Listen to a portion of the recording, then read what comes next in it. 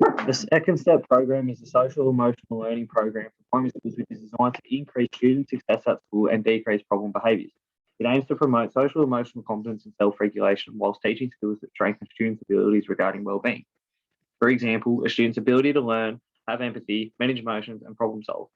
Second step identifies key risk and protective factors to tailor instructional teaching, initiating schools to create a safe, more respectful learning environment.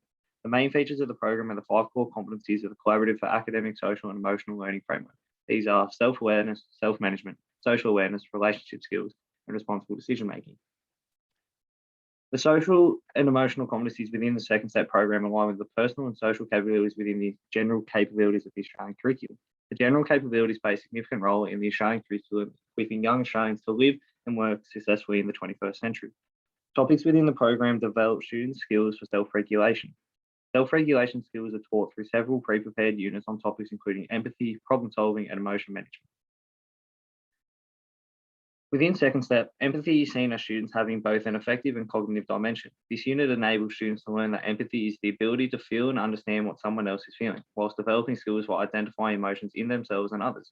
In the empathy unit, second step provides suitable activities where students build their own emotional literacy through the increased ability of understanding their own feelings. An example of this from the stage 1 unit is where students are shown various pictures where they must analyse what emotion the individuals are portraying. They then describe different situations where they have felt this emotion, allowing them to identify and cope with strong emotions. This leads into the second unit, problem solving. Teaching problem solving skills reduces impulse behaviours, improves social adjustment, and prevents violence, which are all problems that can affect the success of children. Second step unit on problem skills is designed to scaffold students' ability to handle interpersonal conflicts effectively. The unit has specified 4 unique steps to help with problems with their peers. These being 1, say the problem, identify the problem in a non-blaming way. 2, think of solutions, generate safe and respectful solutions. 3, explore consequences, evaluate positive and negative consequences for each solution. And 4, pick the best solution. Select a solution and plan for how to carry it out. Within this unit, students are presented with several social situations to role play, practice using emotion management skills and problem solving steps. Situations are circumstances that are commonly problematic for children. These differ by grade level and may include interrupting politely, making conversation, apologising, keeping a promise, and dealing with peer pressure. The unit applied to emotion management helped build the skills for students to self-regulate and cope with strong emotions. The emotion management lessons teach students proactive strategies such as deep, centered breathing and positive self-talk. This is particularly useful for minimising the risk of strong emotions turning into negative behaviour. A useful feature of the second step is it provides a list of vocabulary for students. Research has shown that children's verbal fluency in labelling and discussions can be increased, leading to improved self-control. Additional features excluding unit plans for the curriculum include 1 to 1.5 hour online self-paced training for all staff at no extra cost. Professional development and workshops are offered if the school is interested in participation. Ongoing support such as observation and feedback, reflection logs by other teachers, teacher assessment, and phone support are all available options through second step. Finally, the second step program includes parent involvement. Throughout the program, it provides parents the opportunity to attend information sessions, interact with student homework, tasks set by the teacher, and receive information regarding content taught at school. The second steps program provides in-depth knowledge and unit plans in relation to the curriculum. My experiences within this school have allowed me to observe and implement a stage 1 unit on emotion management. This unit consists of a 5-week period and 7 lessons, helping students to effectively control their emotions. Skills taught throughout the unit include self-regulation, such as identifying feelings, caring, helping, managing negative emotions, and building resilience. The unit addresses the outcomes of the physical development, health, and physical education syllabus, PD12, PD19, and PD110, ensuring curriculum requirements are being met throughout the program. Additionally, second step allows the involvement of student voice to plan various lessons. Prior to lessons, students can decide which emotion they want to learn. Thus, when designing and implementing the program, teachers can adapt the lesson provided by second step and place emphasis on the desired emotion chosen by students. However, in addition to content-related curriculum, second step programs encourage a range of teaching styles to be implemented, catering for a large variety of student learning styles. Activities throughout the unit range from classroom discussions, observing images of emotions, educational videos, songs, identifying new vocabulary for communication, and hands-on scenarios where students can role play. Additionally, throughout the unit, students are provided with the opportunity to ask questions in relation to their own feelings with teachers. This asserts a positive foundation for student-teacher relationships, allowing students to feel supported not only with the content they practice, but with everyday emotions they feel within the school or home environment.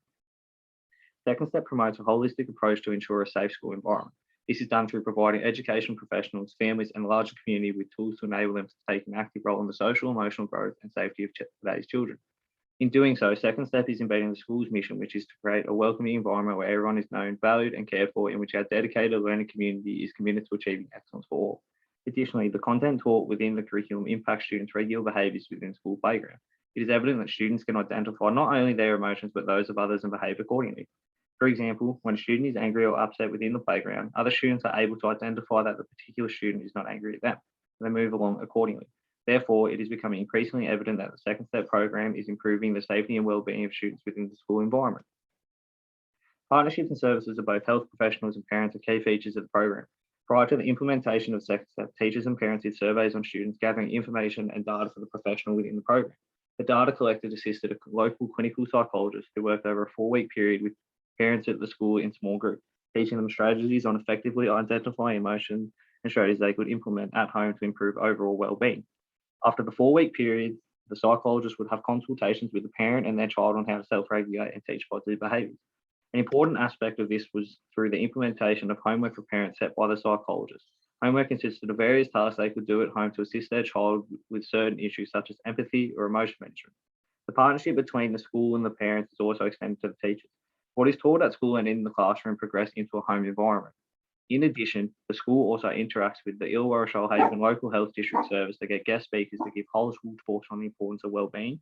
Finally, the program also allows the school to work with the New South Wales Department of Education and their programs to emphasise what is being taught within the program, improving the safety of the school. The second step program on social, emotional learning and wellbeing is heavily focused on a strengths-based approach. The underlying principle of the program is to normalise that all emotions are natural, and it is how we manage them that is important. It encourages teachers to manage students on the emotions they have rather than those idolised within the classroom. For example, when a student is distressed or angry within the classroom, second step does not want the teacher to punish the student. Alternatively, it fosters these emotions, investigating what caused this emotion and how can the student comprehend these emotions in an effective manner. Furthermore, this idea is transparent across all dimensions, including school ethos, environment, and partnerships and services. The skills being taught within the classroom have progressed into both the schooling and home environment. Students interact and comprehend each other and their parents without focusing on negative behaviours, creating a holistic, safe nature all schools strive for. Additionally, units incorporate various learning styles with the lessons, ensuring the unique learning styles of each student is being addressed.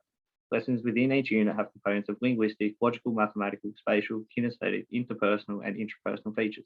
In doing so, the program allows the professional judgment of teachers to adapt lessons in ways which suit the strengths of their learners.